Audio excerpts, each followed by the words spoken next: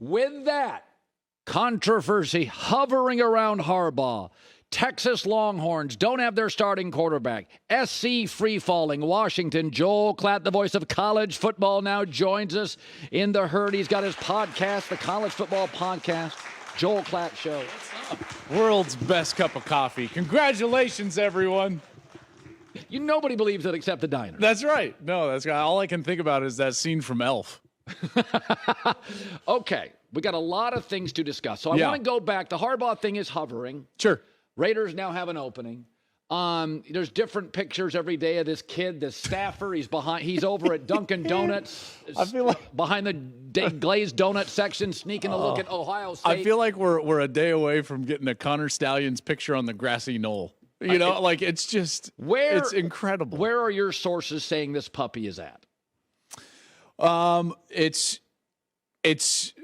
in its infancy.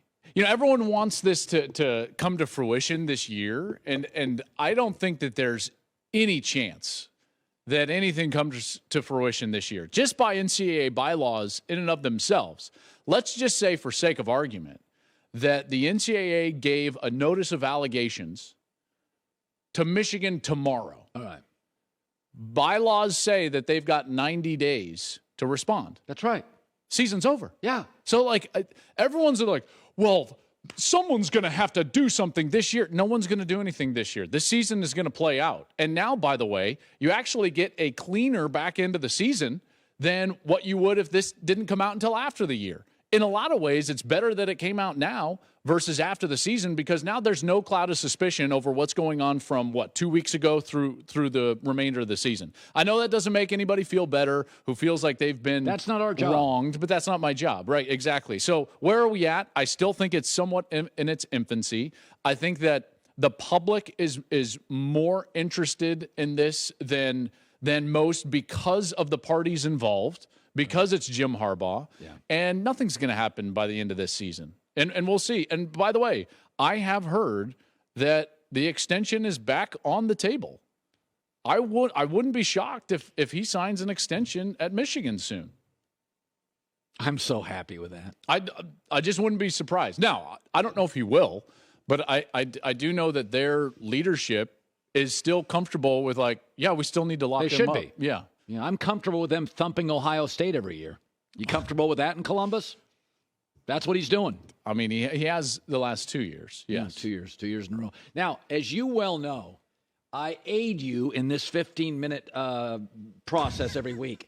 I stopped by the booth this Saturday. You did. That was so much fun. It was to aid you, but Gus said get out of here, and you weren't interested either. I did stop by the booth. Yeah. And there it is. There it is. One of us was drinking cocktails 10 minutes later.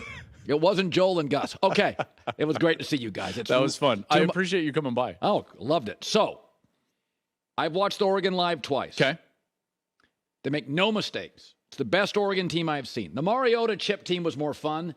This team, very few penalties, very few fumbles, no interceptions.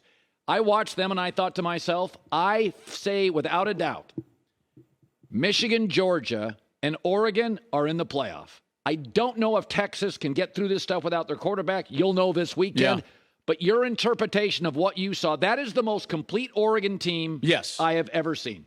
And I would agree with that. 25 years I've been watching Oregon football. Okay, so they've been good to great for about 20 years. Yeah, a lot. Oregon has had a really good football program for a long time. Yeah. None of those teams, even the ones that played for national championships, you mentioned Mariota, you mentioned the Chip team, none of them have been built like this. This is the deepest, most physical, longest, fastest, most national championship ready Oregon team that they've ever had. Yep. And it's not just the way the roster is constructed. It's also the fact that their quarterback is making a very tough position look really easy. He never throws to the wrong spot. He makes excellent decisions. He's firmly in the middle of the Heisman Trophy race. And the thing about it is it doesn't always look spectacular, but that's part of what's spectacular about it, is that he's making the very difficult position of quarterback, in particular with the amount of decisions that they require him to make, and he makes them very quickly, he makes them easily, and then he makes the throws. The ball is out, it's on time. He puts an immense amount of pressure on the defense, and he's got more responsibility at the line of scrimmage than most think. Oregon is without a doubt in the top 2 teams that I've seen live this year, and I've seen a lot of them. And this team, I wouldn't want to play them. I would not want to play them, and I understand that they lost to Washington. I get it. They also outgained them by 100 yards and had a poor play call at the end on a 4th and 3. Talk to their offensive coordinator about it, by the way. Will Stein, he's a really good young coach. Will Stein, their offensive coordinator, I asked him point blank. I said, would you rather have punted or called a different play? And he said, no, it was all play call. It was all on me. He says, we beat Washington if I'm more prepared for that moment, and rest assured, I'm more prepared for that moment moving forward. I can't wait to get it again. And I'm like, oh, okay. Well, you know what? Oregon's for real. I think Oregon is one of the 3 best teams in the country. Absolutely. So do I. Seen them from the end zone. I sat in row 3. I wanted to hear good Bo tickets. Nix. We got you good tickets, didn't we? Fox got me tickets. I mean, I could have gotten them, but the company did. And so I sat next to Utah fans, and I told them, you guys are going to get boat raced. Nice to meet you. And that's what happened. I was gone by halftime. I bet you they thought, wow, what a nice guy. So, let's talk Ohio State, or as I like to call them, the second best football program in the Midwest. Wow, they're number 1 in the country. I know, but it doesn't bother me. They're not the best team. I think Oregon, Washington both beat them. I think Michigan beats them. I think Georgia Washington doesn't beat Ohio State. Oh, watch out. No. They're going to beat them. Okay, all right. Washington shouldn't have beaten Arizona State or Stanford but they did. Weeks. I love the fact that the playoff committee honored what happened on the field. Yeah, so am I. For Ohio State. So am I. You know what? I thought Notre Dame had them beat, but they didn't. That's exactly right. And Penn State was ugly, but they won. And this, here's what, think about this for a moment. Bear with me here. All okay, right. So for 3 years, Ohio State has tried to have a top 5 offense and a middling defense, and they've tried to win a national championship. They win a lot of games that way. They won a lot. Don't beat Michigan, Georgia that way. And even went to the national championship game and went to the playoff and took Georgia to the wire. Okay, didn't work. So now, all of a sudden, this Ohio State team is built totally different. Yep. They are number 2 in the country in scoring on one side of the ball and number 38 in the country scoring on the other side of the ball. It just so happens that this year it's flipped. Yeah. They're the number 2 scoring defense in the country. Yeah. They're very good up front. Now, they don't get to the quarterback a lot, but it's a lot more due to their philosophy change and not giving up big plays than it is a lack of production from their defensive line. Yeah. They've got a great elite wide receiver who's the best in the country. Their run game is coming along and certainly performed well against Wisconsin with Travion Henderson back. And then they're nursing along a quarterback. So everything's backwards from the last 3 years. And this is all I would say to Ohio State fans. Wouldn't you want it that way? Because it didn't work the other way. Yeah, no, I think so. Ohio State's like, yeah, that's great. We have a good defense, but now Michigan's got the NFL quarterback. Yeah, I don't disagree. I think Michigan's got the better quarterback this year. I think that they have the better offensive line. I think the defensive line is probably a wash. Yeah. They probably are better as a whole defensively. They've got the better run game. Like Michigan is one of the best teams in the country. Yes. They've been the most dominant team in the country. They've been the most consistent team in the country. I believe that the playoff committee put them 3rd and not 2nd solely because of the allegations and the investigation. Well, how about they haven't played anybody? Neither is Georgia. Georgia's got the 100th ranked schedule in the country. 100th. Michigan is 111th. It's like, I mean, are they really that different? Well, they're not 2 and 3. I mean, didn't put them 2 and 8. I understand, but they clearly they went with resume in one area, and then they said, okay, well, the eye test is going to serve us for Georgia and Michigan over Florida State and Washington. Okay, so just think of it from the undefeateds. Undefeateds. You've got these 5 undefeateds. How are we going to rank them? Well, they said, like, what's the best resume? Ohio State. Well, then they didn't go resume for Florida State and Washington because they put them behind Georgia and Michigan. So they said, well, eye test with Georgia and Michigan. And yet, within Georgia and Michigan, they didn't use the eye test because the most complete and most dominant team has been Michigan versus Georgia. It's just the inconsistencies from this committee that always drive me crazy. You worry about the details. I don't. So let's get – I saw something completely different, Joel Klatt, is that you are a man of the people. I, of course, am not. And this is why people resent me and love you. You're so proud of that. So I'm just, I'll tell you right now. Last night I had an expensive cocktail and a filet. That's the breaks you didn't. So the point being is when I looked at the top 12 yesterday, here's what struck me, and I loved it. 11 of 12 by next year are Big Ten or SEC. Clarity, no confusion, no little indie band. I'm not interested. For my entire life, I've been hearing you tell me how great this team, this directional school is. And then they go to the playoff. Well, are you saying me or just the Royal, just the whatever? Uncle Colin likes dominance, consolidation, and power, and on my television on Saturday. I want USC, Ohio State, Michigan, Washington, Oregon, Penn State, Texas, Georgia, Oklahoma, Bama. Everybody does. The ratings prove it, but nobody will acknowledge it. They go out and say, I love the indie band. I don't. I like you too. Okay, so who's the indie band?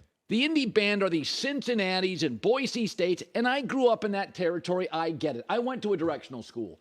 But look at your top 12 now. It is big dogs, and that's who drives the sport. But that's always who the top 12 is. And you're saying what's about to happen next year. Is two conferences. I don't mind Clemson. I don't mind Utah. If they get in, I'm for it. But this is the future of the sport. NIL, transfer portal, $8 million a year coaches, and that. I think that we're just scratching the surface on what this sport is going to be. If you're really asking me, like, Joel, what does the sport look like in 2020 or 2033 and not 2023 or 2025? I think we're moving towards a breakaway from the NCAA. Thank goodness. What an awful organization they are. And I think that we're moving towards basically just like an NFL light. It's going to be a minor league football. And a lot of these problems that we have right now will actually be solved when we get some better leadership involved in the sport. Because right now it's such a silo, and you're seeing those silos consolidate. And they see the need to consolidate because apart, they're not going to generate the interest and revenue that they will together. Yeah. And so that's what you're seeing is like these consolidation of silos. Well, the fewer of these that we get, then all of a sudden you've got these two silos that are going to have all the power in college football, the SEC and the Big Ten, and they're eventually going to look around and be like, well, yeah, this needs to break off. Like this, we need to go in a different direction and not have 130 FBS schools. So it's going to be very different. I don't disagree with you on this. I think that the schedule and what the viewer is going to get next year, they don't even realize how great it's going to be when the Big Ten schedule comes out. Even with the SEC, like the Big Ten schedule next year is unbelievable. I've thought about this before. And I'm going to get to Kansas State at Texas in a second. That's your game. And by the way, we called it on this show. Upset alert with Oklahoma. We called it. But I will say this. I'd say some of this tongue-in-cheek. But I think the reality is, and I've gone to my therapist about this. People that can't change, I love to irritate them. And these people, NIL, I'll never watch again. Transfer portal, I'm done with Saturday football. Ratings are up 12%. Is that people will not be honest about the truth. Yeah. You dressed up as Ken and Barbie last night at Halloween, a big brand. I didn't, but but what did your son dress up as? We were Dude Perfect as a family. Huge brand. Okay. It's like the #1 internet brand out there. So my point is, love your stuff. College football, for years I've been complaining. Give me more big games. Yeah. Not Alabama against and Citadel and roast beef Tech. Yeah, no, I don't disagree with that. So that's the view. Okay, so you have Kansas State at Texas. Yeah.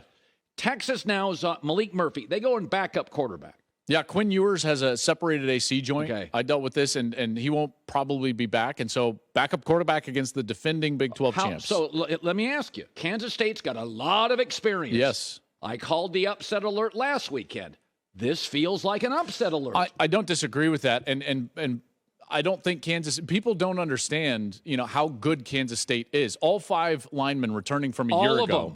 Now they're using a little bit of a dual quarterback system with a guy named Avery Johnson, who's a younger, really fast player, and Will Howard.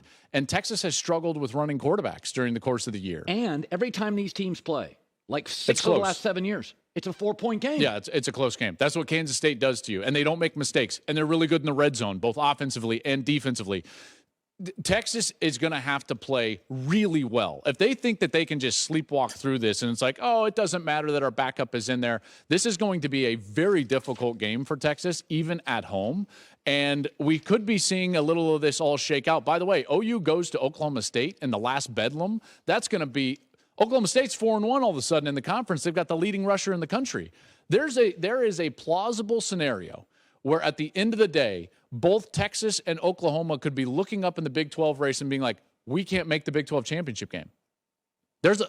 Oklahoma State wins and Kansas State wins, and all of a sudden you're looking at an Oklahoma State, Kansas State, or Oklahoma State, Iowa State Big 12 championship game.